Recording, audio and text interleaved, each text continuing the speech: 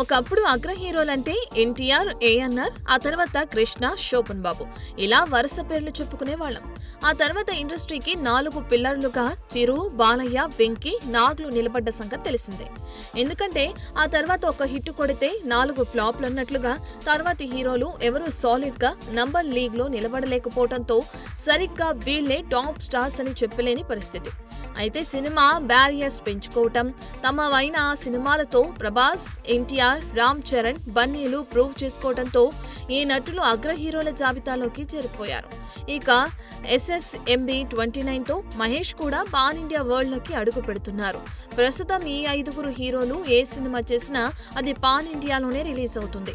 రాజమౌళి, సుకుమార్, ప్రశాంత్ నీల్, సందీప్ రెడ్డి వంగ, నాగ్ అశ్విన్లు కూడా ఈ స్టార్స్ ని మరింత ముందుకు తీసుకెళ్లేందుకు తమ వంతు కృషి చేస్తున్నారు. ఇప్పటికే RC-17తో చరణ్, సుక్కుల పాన్ ఇండియా చిత్రం ఫిక్స్ అయింది. ఇక సందీప్ రెడ్డి వంగ ఇప్పటికే ప్రభాస్ తో స్పిరిట్ లాక్ అయింది. ప్రస్తుతం ఎన్టీఆర్ తో ప్రశాంత్ నీల్ ఓ సినిమా చేస్తున్నాడు. అలాగే నాగ్ అశ్విన్ తో ప్రభాస్ కల్కి 2కి రెడీ అవుతున్నాడు.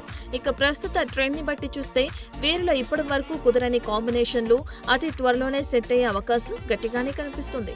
చూడాలి మరి ఇప్పటి వరకు జతకట్టని ఏ కాంబోలు సెట్ అయ్యి ఇండియన్ స్క్రీన్ పై ఇంకెన్ని సంచలనాలు క్రియేట్ చేస్తాయో.